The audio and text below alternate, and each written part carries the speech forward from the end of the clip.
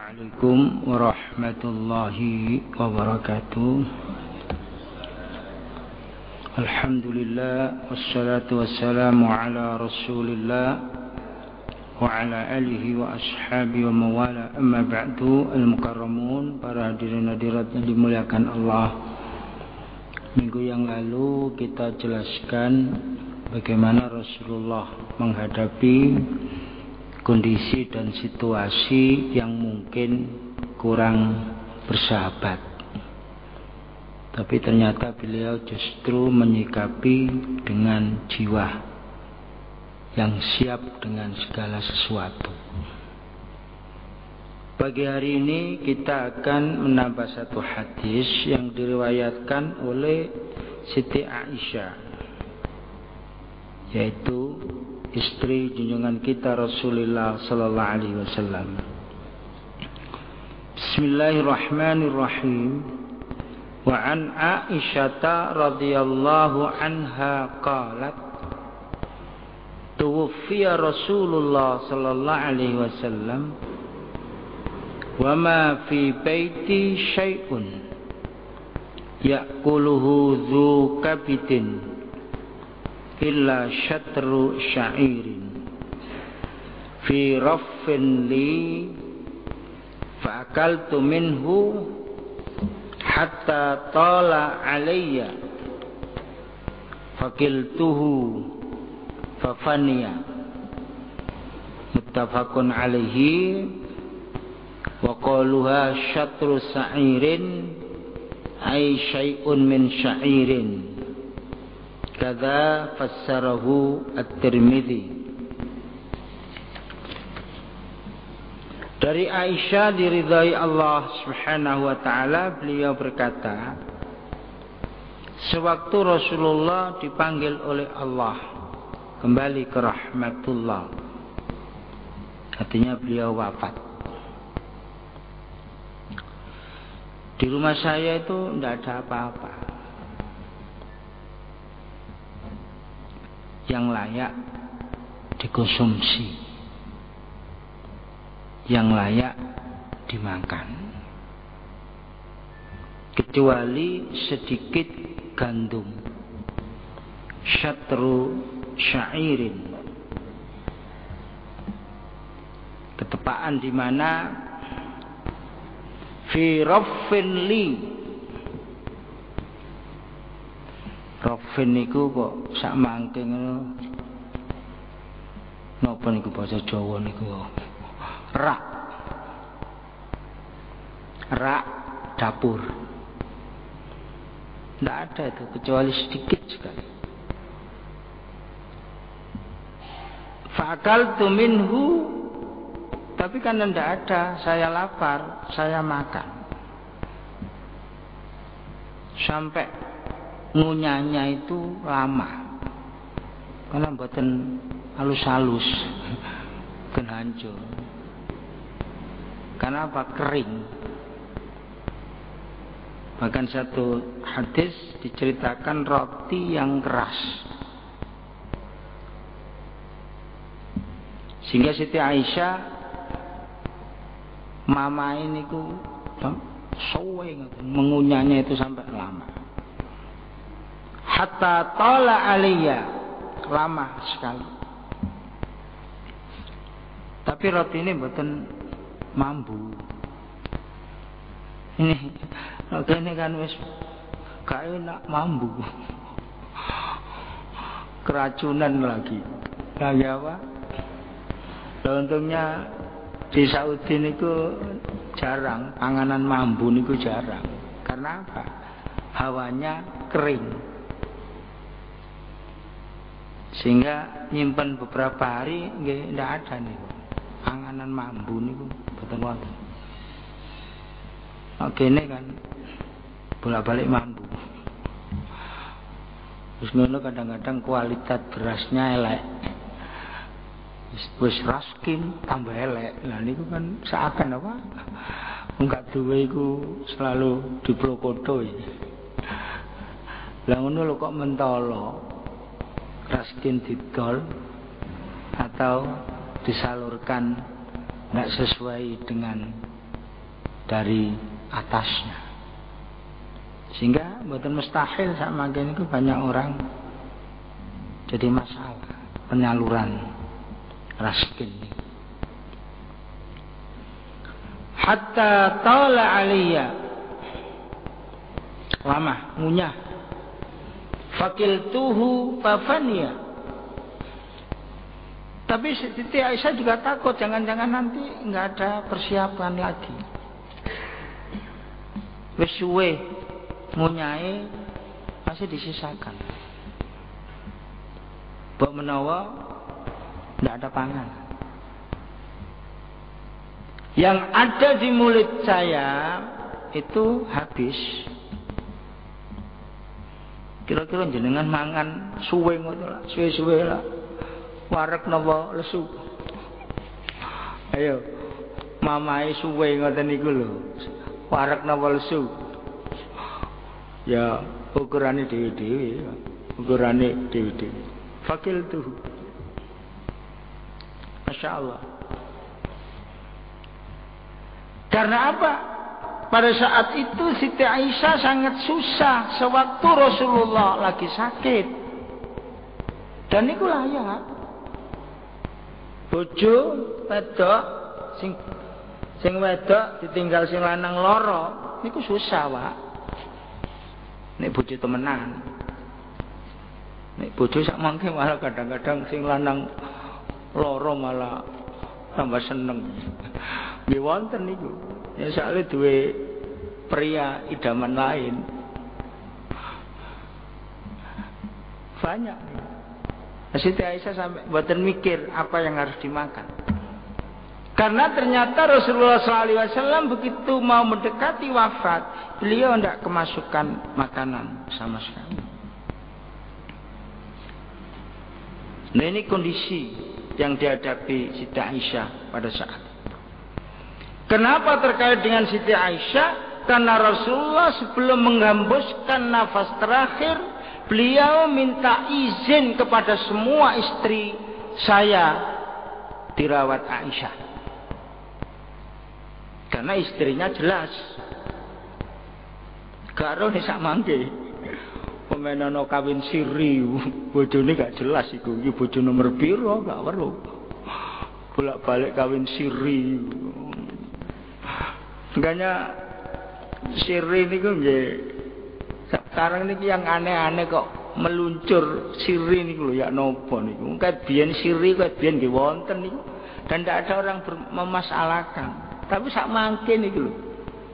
Apa kait-kait ana kaitane dengan senturi apa napa niki. Kawin siri bareng niku.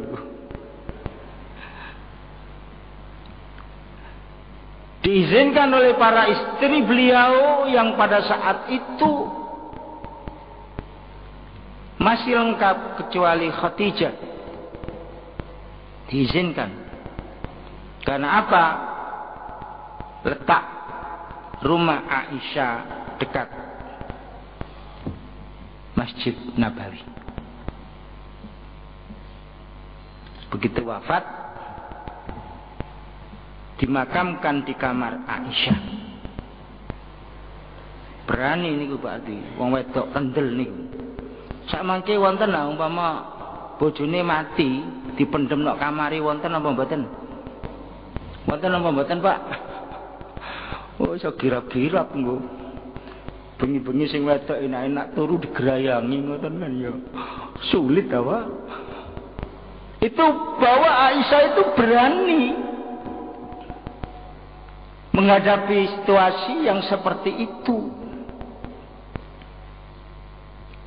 mendapati kondisi yang seperti itu, sehingga beliau layak menerima beberapa hadis Rasulullah Sallallahu Alaihi Wasallam. Akhirnya kamar itu di mana Rasulullah dimakamkan sekarang sudah termasuk lingkungan Masjid Nabawi. Sehingga ziarah-ziarah niku nggih di dalam masjid.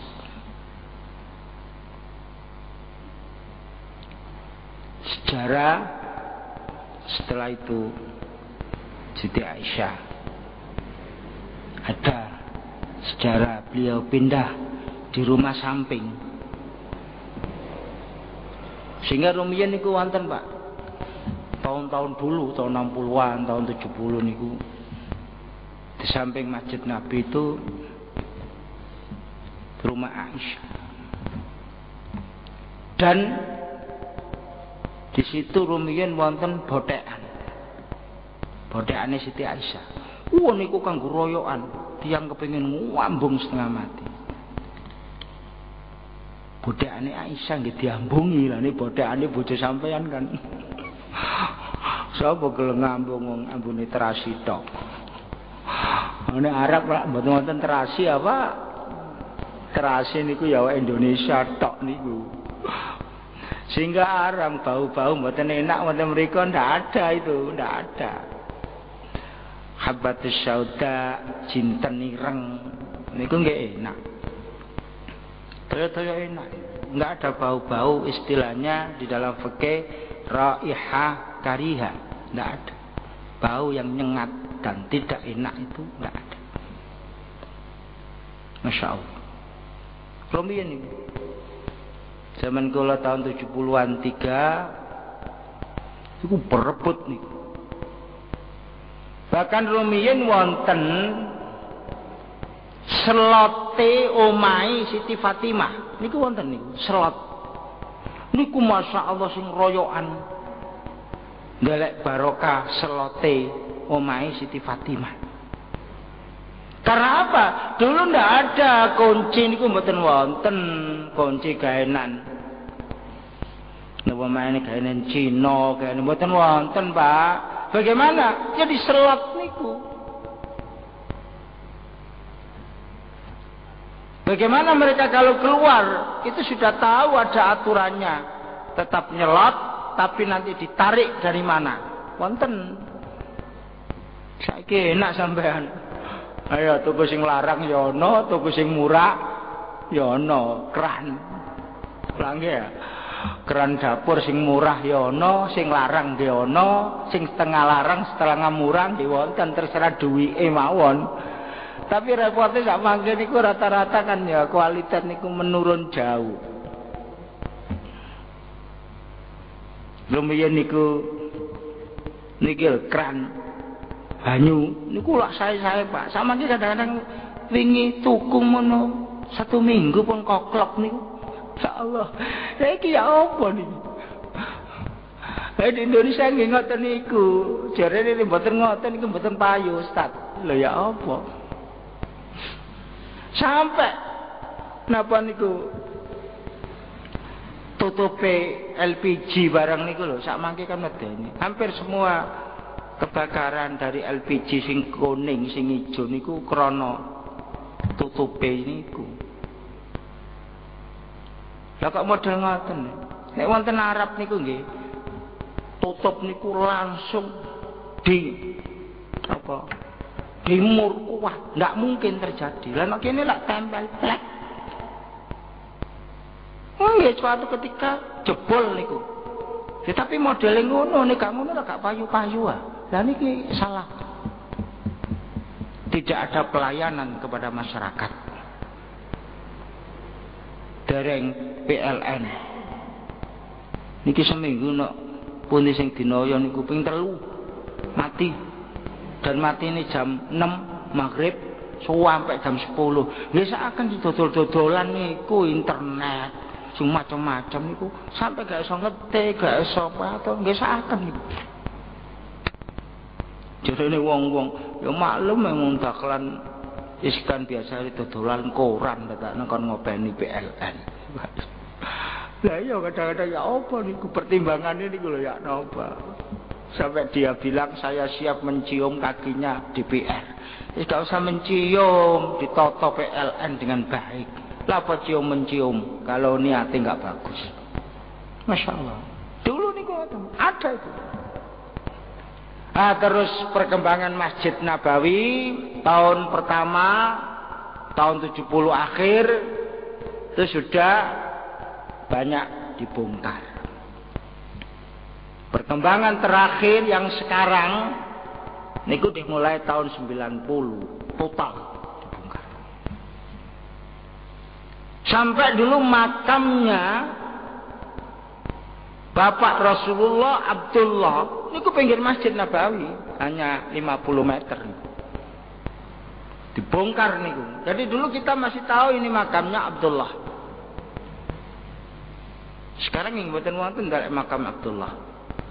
Karena semua jadi masjid, sekitarnya dari pasar kurma. Gimana rame-rame, kono kene ana kuburan dibongkar ngono nggih rame, Pak. Nggih napa mboten? Rame itu. Ya karena ini kepentingan umat, enggak masalah. Kepentingan apa itu enggak masalah. Sehingga banyak masjid yang di jalan-jalan kok dibongkar. Enggak apa-apa, setelah itu dipindah masjidnya tambah bagus. Karena ini untuk jalan, dan itu dibenarkan. Nak kenal repot apa? Kalau dibongkar ganti rugi, soalnya mesti rugi. Mboten wonten badhe niku. Nek wonten Arab Saudi niku gak ana istilah ganti rugi, wong diganti niku mesti badhe. Umpama tanah 1000 meter terus kena bongkaran, kena bangunan niku regane pinten juta diganti lipat kali 4. Jadi seneng tiang. Nek kene seneng. Soalnya apa? Regane 1 juta mek diganti 250. Ya mesti ae. Saiki di mana-mana berontak niku lho. Demo di mana-mana ya jelas wong niku. Makanya di Indonesia itu ada istilah ganti rugi, gak ana ganti untung, itu ndak ada. Nek wonten Arab mereka nggih ganti untung. Sehingga orang tuh senang kalau ini pembangunan masjid niku senang. Bahkan mereka nunggu bagaimana perintah raja ini dibongkar. Senang, Pak. Enggak ada orang protes. Mesti ini ngoten itu. Atau minimal harga seimbang dengan harga pasaran. Seimbang dengan pasaran. Pun niki sebab kula sik ngonangi niku selote Siti Fatimah niku sik wonten sik ngonangi niku. Tapi persoalane niki bener selote Siti Fatimah apa gak? Lah niku lho. Yang karena sudah tahun berapa itu kok sik ono. Ya bisa saja wong itu kalau dijaga oleh Allah. Kan enggak masalah. Seperti pedang Nabi itu sik wonten sampai sak mangke. Ada yang mengatakan di Turki itu ada pedang Rasulullah, ada Ankara. Ya saya melihat. Tapi kadang-kadang ini bener pedang Nabi apa enggak gitu. Malah cincin Nabi niku sik wonten. Lah niki cincin Nabi apa enggak? Jangan-jangan begitu wafat cincinnya sudah enggak ada. Diamankan malaikat Jibril, kan kita enggak tahu. Karena apa? Nabi dulu kalau memang Nabi kan boten saged nulis, boten saged maca. Sehingga kalau tanda tangan langsung cincinnya niku cemplungaken wonten mangsi khatam Rasulullah. Tapi saiki ngoten ya napa? Saya dicolong. Sekretarisnya gak jujur. Lain iki. Sehingga di Saudi niku rumiyin wonten ulama besar Syekh bin Bas niku buta betul. Jadi kalau tanda tangan nggih cincinnya niku yang bawa hanya satu orang namanya Syekh Ali. Berarti mereka digawa cincin sampai nang WC niku cincinnya digawa. Karena apa? Tidak ada kalimat La ilaha illallah. Nah, kalau yang ini Sayyidina Ali nggih mboten wani karena itu tertulis Muhammad Rasulullah. Kalau ini hanya ditulis Abdullah bin Abdul Aziz bin Bas. Nah, ada kalimat lafzul jalalan. Jadi sampai ngising-ngising lu digawa Satali. Mak kula guyoni, Satali mana cincinnya itu? Ini mahfud. Mahfud itu terjaga. Sebab niku hilang, blaen niku. Karena Syekh bin Bas niku orangnya Masya Allah, lomannya luar biasa. Apa saja dijaluk uang diberikan. Apalagi mahasiswa. Bahkan beliau pesan nanti kalau ada mobilnya mobil khusus imperial. Itu mobil istimewa nih. Malah beliau pesan nanti kalau ada mahasiswa nyegat, jangan. Jadi kula ngonangin numpak motor ben bas niku ping pindho, Pak. Alhamdulillah saya ngrasakno motor sing enak niku. Bil R niku. Itu Amerika khusus. Lah kalau raja memang anti peluru niku. Sehingga 91 saya mendampingi Soeharto sebagai penterjemah.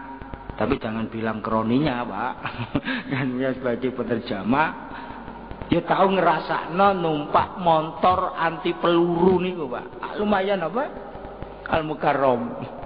Saya numpak motor dudu presiden tok. Jadi awak-awak nak iso cerita, oh, tahu numpak motor anti peluru. Dan itu mobilnya hebat. Sopir ngomong, sing mburi niki lho mboten krungu. Utawa sing tengah niku ngomong, supire mboten kepireng. Masyaallah, ban satu mobil. Jadi tempat duduknya itu sopir dan pengawal, ajudan, tamunya di tengah berhadapan-hadapan, terus di belakang ajudan. Di lumayan awak-awan di ajudani ngoten. Itu zaman 91. Istilahnya bitonah, ajudan yang bisa dipercaya. Dan itu rata-rata tiang Badui. Kenapa orang Badui? Karena orang Badui itu jujur. Wong desa niku rata-rata jujur. Sing gak jujur iki wong kota. Lah sak mangke sing korupsi lak sing wong kota wae, wong desa iku wis klothok iku. Mboten macam-macam tiang desa niku. Tapi sing repot tak wong kota ini wis seru macam-macam. Lah niku. Sehingga ada potakane Siti Aisyah lawangi Siti Fatimah. Ya maklum mereka itu kan orang hebat semua. Siti Fatimah adalah putri Rasulullah. Jalur yang seperti itu. Bahkan dulu ada keturunan Rasulullah namanya Zainal Abidin. Zainal Abidin itu anak Sayyidina Husain yang hidup. Karena waktu itu Sayyidina Husain ditipu oleh musuh, mau berangkat ke Irak. Waktu itu sudah diberitahu oleh para ulama, Husain, kamu nggak usah datang ke Irak karena orang Irak pada umumnya orang pengkhianat. Dia gak nurut. Berangkat dengan anak beliau ada 5 waktu itu. 2 sama-sama Ali namanya. Pertama Ali Al-Akbar, kedua Ali Al-Asghar. Fatimah, Sakinah dan Ja'far melok nang Iran, semua dibunuh kecuali yang kecil Ali Al-Asghar, terkenal dengan Ali Zainal Abidin. Masya Allah. Karena apa, pada saat itu Ali Zainal Abidin sakit, yang lainnya dibunuh bersama Sayyidina Husain. Ngeri itu, Pak, ngeri. Karena apa? Kekuasaan saja. Cucu-cucu Rasulullah dan orang pilihan. Begitu Zainal Abidin ini sudah dewasa, beliau mau tawaf ke Ka'bah. Bersamaan itu ada penguasa dari Syria, Muawiyah, namanya Hisham ibnu Abdul Malik. Hisham ibnu Abdul Malik adalah sebagai raja. Tapi apa? Begitu masuk Ka'bah tidak ada orang yang menghormati sama sekali. Tapi begitu Ali Zainal Abidin masuk lewat bab Abdul Aziz, semua orang berbondong-bondong mencium tangan beliau. Masya Allah.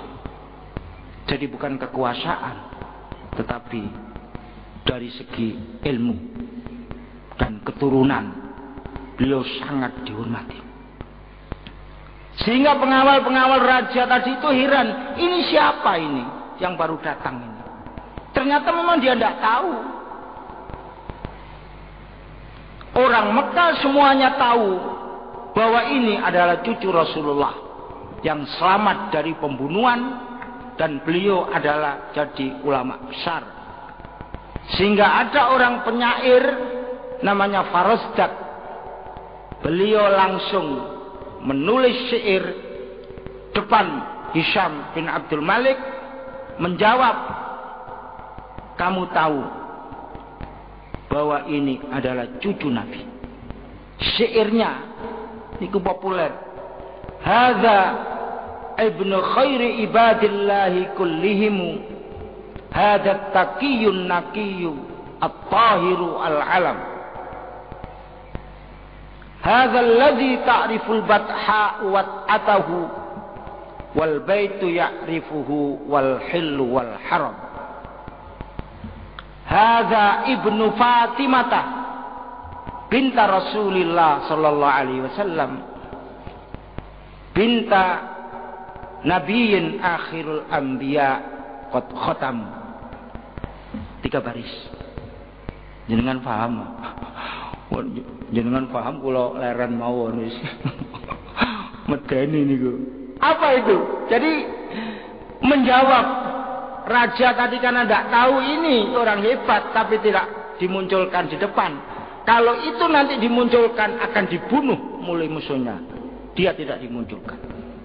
Tapi orang hebat apapun meskipun tidak dimunculkan, dia tetap muncul. Munculnya sewaktu di Ka'bah. Dijawab oleh Farosdak. Ini adalah cucu orang yang paling mulia di dunia, yaitu Rasulullah. Yang takwa, suci hatinya, bersih jiwanya. At-tahiru al-alam. Hadza alladhi ta'riful batha wa atahu. Inilah orang jejak-jejaknya batha. Batha niku rumiyin Mekah niku namine batha. Jadi kalau syair-syair lama niku mesti ditulis batha, mboten Mekah. Batha niku berarti Mekah. Inilah orang semua yang ada di Mekah tahu siapa itu Zainal Abidin sampai telapak kakinya. Masya Allah, Pak. Ta'riful batha wa atahu, jejak-jejak beliau. Wal baitu ya'rifuhu wal hillu wal haram. Ka'bah ini saksi bahwa ini adalah cucu Nabi. Orang sekitar Mekah tahu, bahkan di luar Mekah tahu bahwa ini adalah cucu Rasulullah. Terakhir syairnya ditutup, hadza ibnu Fatimata. Inilah anak Siti Fatimah. Kalau kamu tidak tahu, dituding Pak, penguasa dituding. Macam nek gak wani protes niku terus syair, ngoten lho. Kaya Rendrango tuh protes nang penguasa Soeharto ya dibacakan syairnya niku, kok nek protes malah belaen. Makanya wingi kan rata-rata kan protes ngono Pak. Adi Masardi protes. Republik berdebah. Itu kan protes itu. Republik berdebah. Lagi mau demo mana nih? Teko Bandung wis berangkat inginane Bandung Jakarta ini 230 Pak. Mboten main-main. Dibelani mlaku. Lah ya masyaallah 230 niku lho sampean mlaku lak peyok apa? Ya Allah. Dan diprediksi nanti hari Selasa persis Rebu tanggal 3 keputusan Senturi ini. Mereka datang ke sana. Dibelani Pak, Masya Allah. Nanti diprediksi sekian ribu kumpul, baik di DPR maupun di Istana Negara. Akhirnya raja tadi geleng-geleng saja. Ternyata saya tidak ada apa-apanya, meskipun saya presiden istilahnya. Dimusuh arek sing ngene iki kok apa-apa nih. Ini syair luar biasa nih, dan tidak semua orang tahu nih. saya baca di Jamharatul Aulia para sufi pilihan niku ternyata tertuang nih. Hadza ibnu Fatimah in kunta jahilahu bijaddihi anbiya'ullahi qad khatam.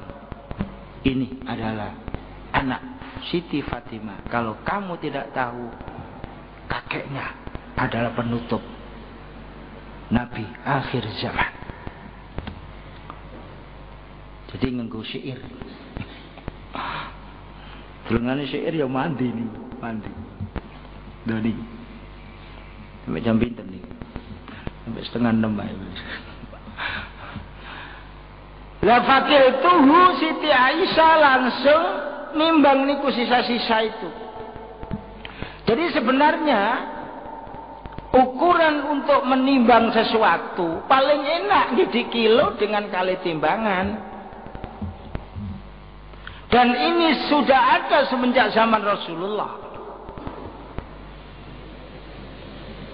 Sehingga mboten wonten wong dodolan jeruk pira iki sejina, mboten wonten, Pak. Nek kono. Apel sejina iki pirang real, mboten wonten. Siji wonten Indonesia biyen nak dihitung apa? Lah nggih ya. Sawo sejina pira? Mangga sejina pira? Rumiyin nak ngoten apa? Ternyata semua berubah sekarang ini, semuanya berubah dengan kiloan itu. Karena hakikatnya apa yang dilakukan Rasulullah adalah jelas kemaslahatannya. Jadi sak mangke mesti takon sekilo pira rek? Lak ngoten Pak. Gak ono sejina pira mboten wonten. Nek biyen niku lho. Lah umpama terus juwet dijiri sejina anak ruwet apa? Juwet ngoten tapi sak mangke mboten wonten juwet ta. Lah nggih, anggur dihitung siji-siji ya remek, Pak. Harus di kilo. Lah nggih, di kilo enak di mana-mana. Tinggal bagaimana kiloannya itu. Ada Indonesia kan repot itu kadang-kadang sekilo durung mesti sekilo temenan, kurang sakon. Nak ngoten apa? Yang begini ini tidak membawa barokah di dalam jual beli. Tidak membawa barokah di dalam jual beli. Karena ada ngapusi timbangan. Nuwun sewu kadang-kadang nek dalan-dalan tuh bener napa mboten nih. Lho kok murah? Iku hati-hati iku kira-kira kiloane dicolong. Tak ngoten apa? Kalau di sana langsung Nabi sidak itu langsung dijeglekaken kilo. Tapi memang wonten panganan barang yang dijual yang di kilo mboten pantes. Tak wonten apa? Di kilo nggih mboten pantes, mboten pas.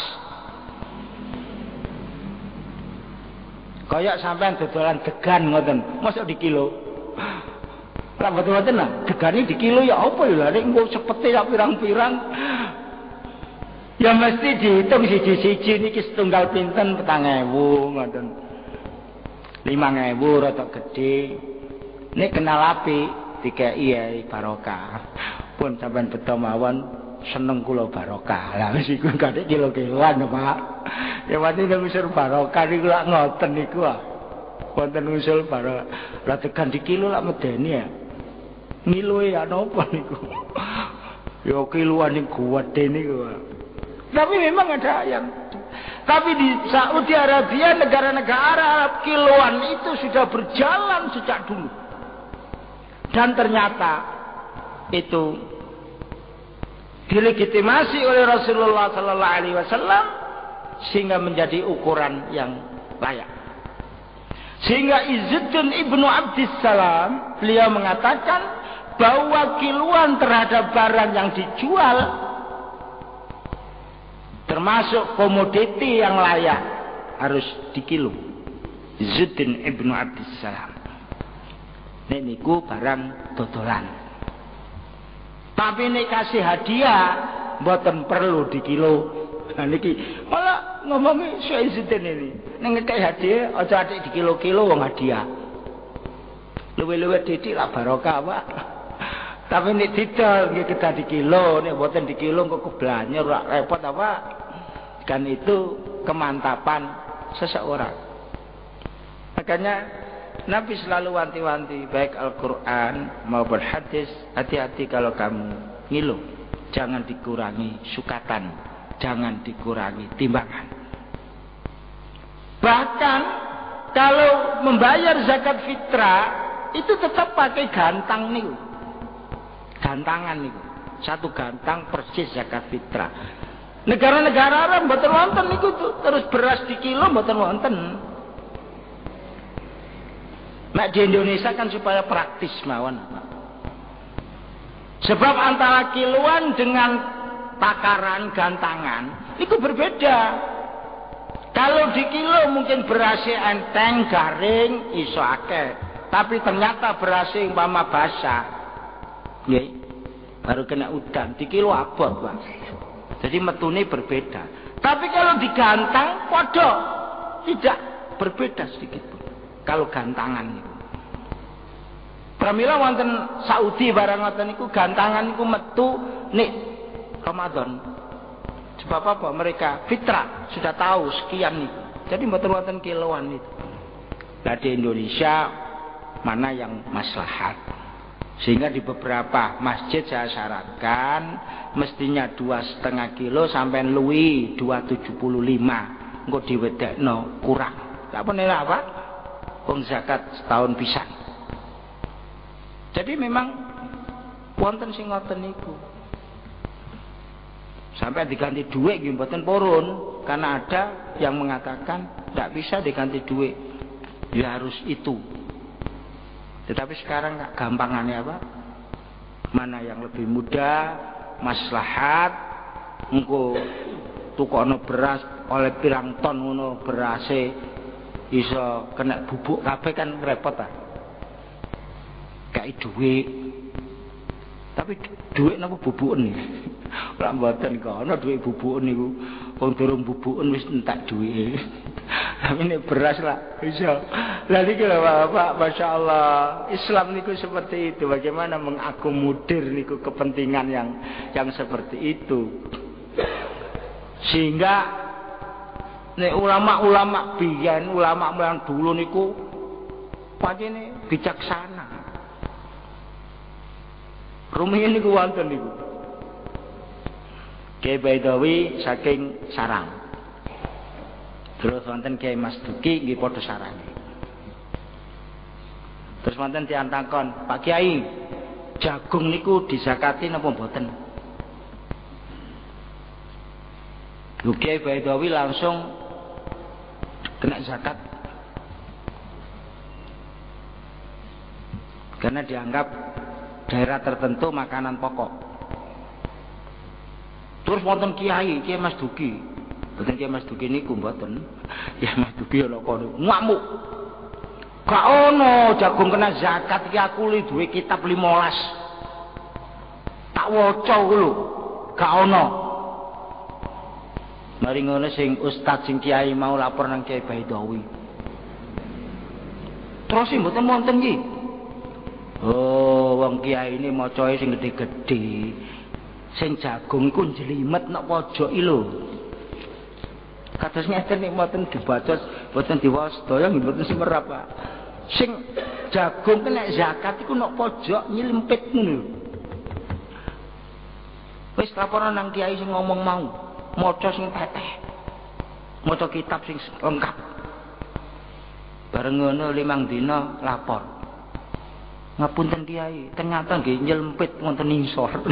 Itu kan berarti macae mboten genah, Pak.